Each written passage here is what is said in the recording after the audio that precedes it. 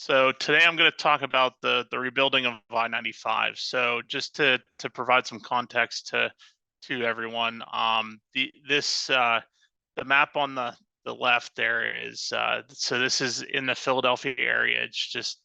Um, it's just northeast of Center City, Philadelphia.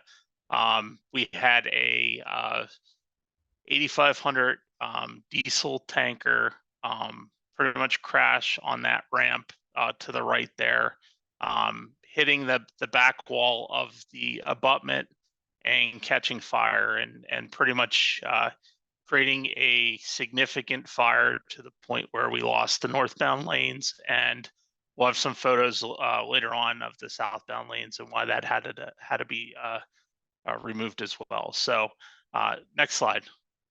So before I kind of get into that, I'm going to just kind of briefly describe our region. So we have 11 engineering districts in Pennsylvania. Of those 11 engineering districts, we break ourselves into 4 traffic operations sections. And as you can see, we have the yellow, which is our western. We have a central, which is the green. The I-80 corridor or the eastern, and then we have the southeastern, which is pretty much our Philadelphia and suburban Philadelphia districts or counties. Next slide. In addition to that, our planning partner, which is Delaware Valley Regional Planning Commission, has a lot of different TIM teams. So we've TIM has been a very focal point within the region. There's routine meetings on how to handle very complex day-to-day operations. So I think this component really helped build some of the relationships to really hit the ground running. This isn't something that we've ever really planned for, but there has been other significant incidents in the past that have kind of led to having that cooperation, good communication, and that incident command structure. Next slide. In addition to that, Pennsylvania has kind of built over the years a statewide structure where everything really kind of filters into our Pennsylvania Emergency Management. Our PENNDOT Area Command, or our central office, is co-located with our Emergency Management Center, as well as our Pennsylvania State Police, or PSP. They have a watch center that we communicate with regularly, as well as our Pennsylvania Turnpike Commission. In addition to that, when we do get activated, we do have our district incident command centers stand up and provide real-time information from the field of what's actually happening. So we have, like I mentioned, 11 engineering districts. We have 67 counties, and really those counties are really providing that real-time information up to the districts and essentially to PENNDOT Area Command. We've implemented this for several years. A lot of focus around winter operations, but really use it for any type of incident management structure. And I kind of explain that here in a little bit. Next slide. In addition to that, we also have coordination from other partners. So as you can see, our Eastern Transportation Coalition has a number of contact lists that they prepare and utilize. Typically, our statewide traffic management center provides email correspondence to all of our stakeholders, all of our partners, as to updates. This is in particular updates on the I-95 situation. As you can see on the bottom, we have the various stakeholders, anywhere from state agencies, federal agencies, to transit organizations, planning partners. We have regional cooperations groups like Transcom and Eastern Transportation Coalition, other states. So we do try to routinely communicate with our other states, close proximity. We have our trucking associations, and we have 2 avenues through our trucking associations. And on the far right is really some of the mapping providers and some of the vendors that we utilize for the I-95 closure, and really being able to get that real-time information out to those partners so they can kind of put hard flags into the system, be able to provide advanced notification. And we worked with those guys very closely as this situation kind of transpired. So next slide.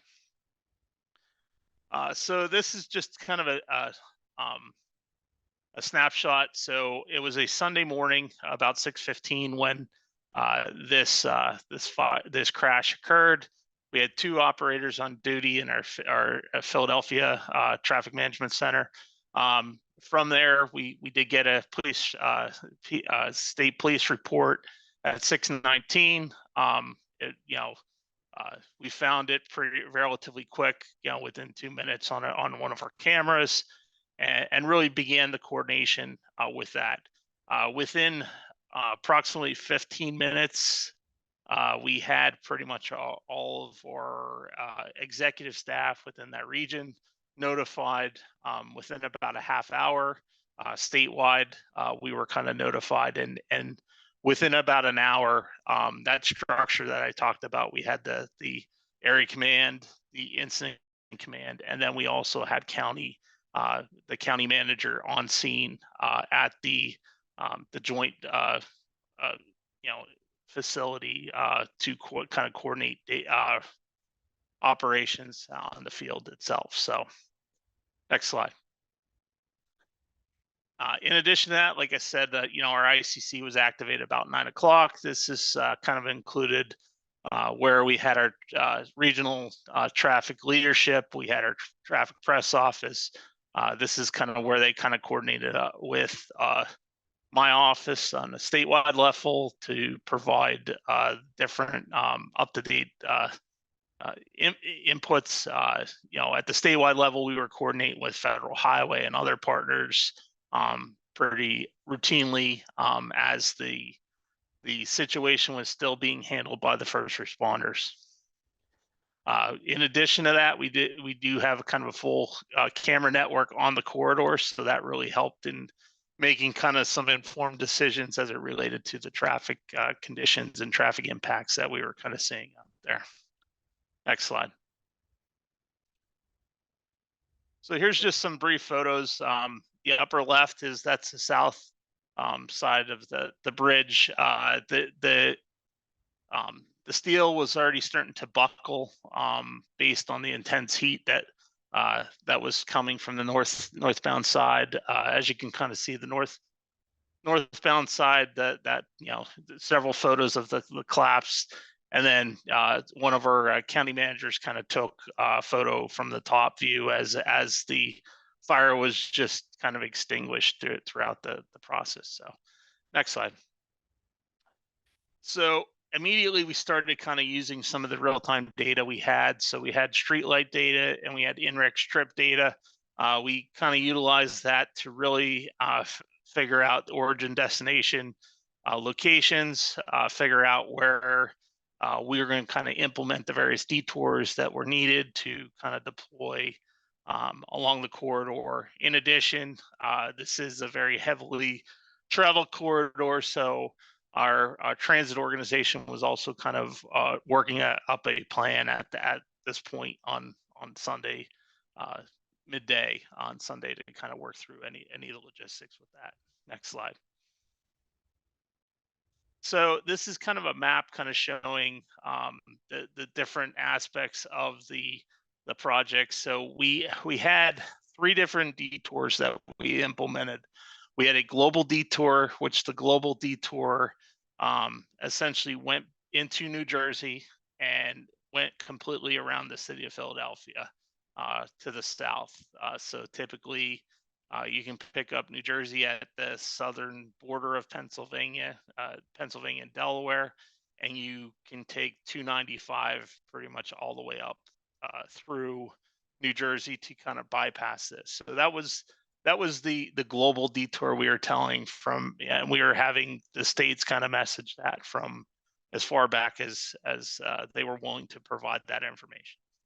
In addition to that, we provided a PENNDOT regional detour, which allowed traffic to get on what was our US 1 Roosevelt Boulevard, where we have approximately 6 lanes each direction. But we had 47 traffic signals on that corridor, so there was some coordination with trying to maximize traffic signals on that corridor, as well as redispatch freeway service patrol trucks to that corridors if we had disabled vehicles or anything like that. So that was the detour we were actually messaging in Pennsylvania on the dynamic message signs for individuals to kind of utilize that. In addition to that, the city of Philadelphia implemented a local detour, which I'll talk about here on the next few slides. But I did want to mention we did provide travel times through our 511. We created a special page on our 511 website that really kind of provided real-time views for everyone to kind of see. And the last thing I did want to mention is we did provide portable cameras to be utilized at key decision points, as well as what I'll kind of talk about a little bit later is the live cast that was provided for the public to kind of see the progress of the bridge. Next slide. So the freeway service patrols. So on the left, you can kind of see the freeway service patrols along our Schuylkill Expressway, which is 76. That was in purple. What we had on 95, which is in both orange and that teal.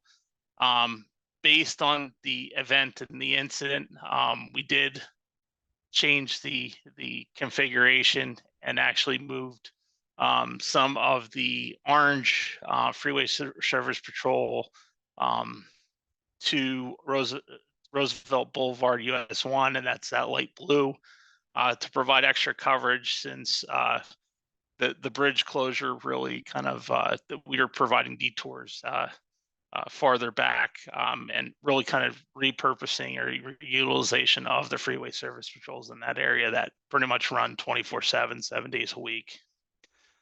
Next slide. So regarding kind of the local detour, so city police were instrumental in providing traffic control. So we were what I failed to mention is the corridor normally carries about 160,000 vehicles a day. So it's a very, very significant corridor, 4 lanes each direction.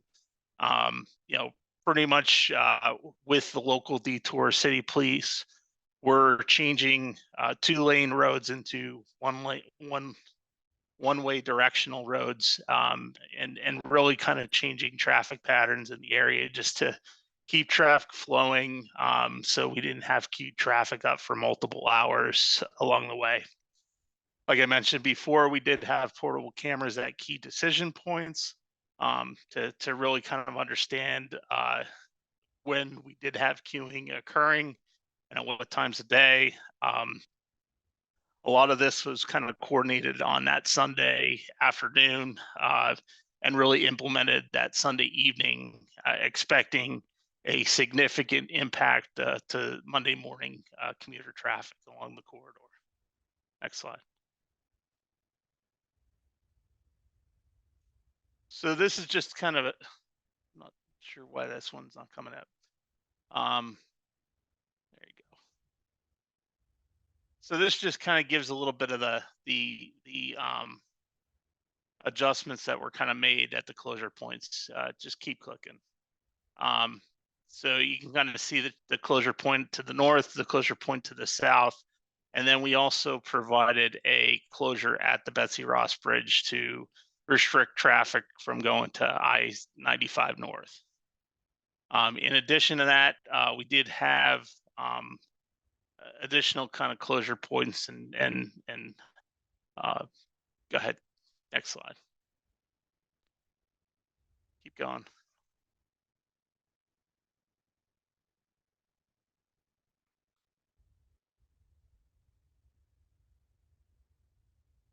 All right, you can click through all this, sorry. So what we did on the ramps is we actually made the ramps. They were single lane ramps. We actually doubled up the ramps where to try to maximize the amount of traffic getting back on 95 when around the bridge area itself, because we had a route further down on Cotman Avenue that was allowed us to provide traffic back onto the interstate there. Go ahead, next slide. Just shows the ramps that we kind of bypassed with the traffic.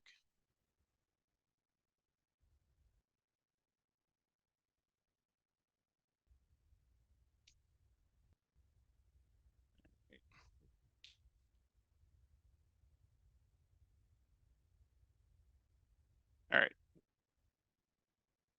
next slide. Okay, so we did have a vast, as I mentioned, we did have a vast camera coverage area along the corridor. As you can kind of see the dots here, those are the cameras.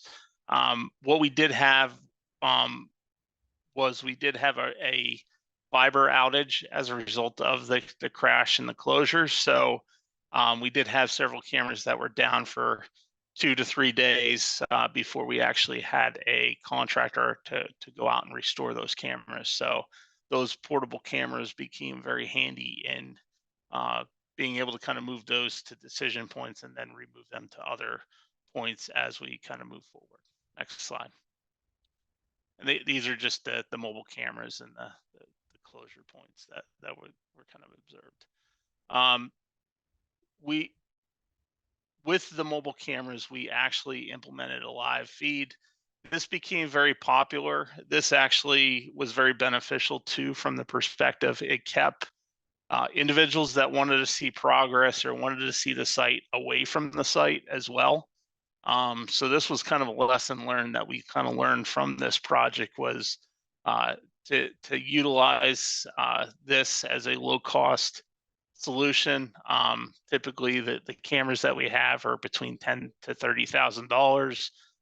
We were able to kind of deploy those cameras on site and have those and kind of show the progress in real time. And that really became pretty much a big hit in the city of Philadelphia to kind of really show we were working on getting the road restored 24/7 throughout the duration of the project.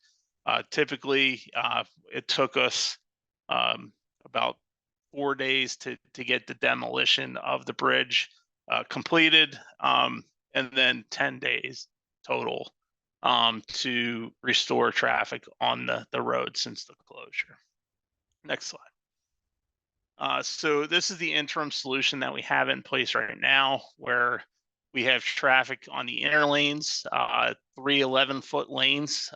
It's a very tight cross section. The reason why we did this was actually for constructability. We're building the 2 outer lanes. They're the way the bridge is broken into 2 fourths. So we're building the 2 outer lanes, getting those lanes that we can shift traffic to those outer lanes, and then restoring the inner lanes to what they previously were, and allowing the ramp to be opened up long term. So in coordination with the various stakeholders, this was very successful.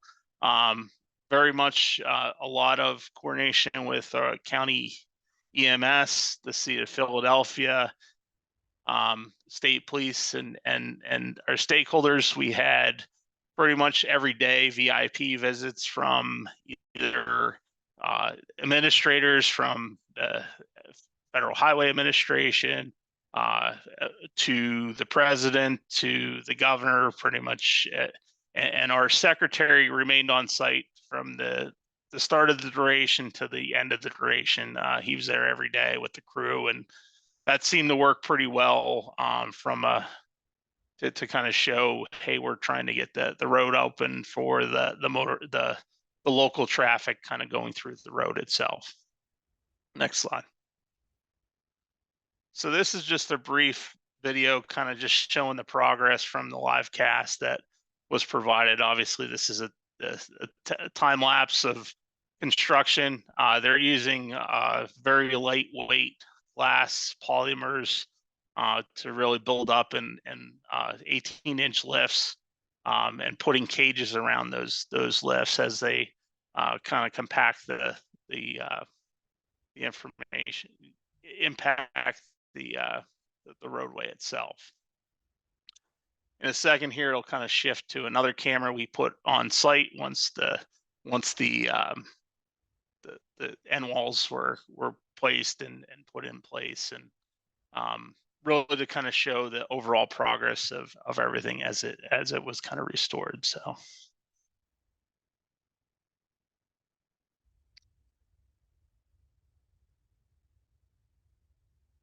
I thought they were. Oh, they were just taking the time lapse from the one camera. So we did have another camera on top that was part of that. What we found is people, because of the live cast, people were very interested in transportation. We had a lot of different media sources from bars within the city of Philadelphia that were interested in streaming the live cast, to having it on the jumbotron at the Phillies game. Watching that progress that was kind of being completed in real time, and then really to restore it on June 21st, when we reopened the bridge. There was a parade of the first responders that responded to the incident right out of the gate, and they were the first ones to kind of cross the bridge along with the mascots of Philadelphia, and then they opened the road up very quickly thereafter, and that was on a Friday afternoon, when everything was open. So with that, I think that kind of concludes my presentation. Thanks.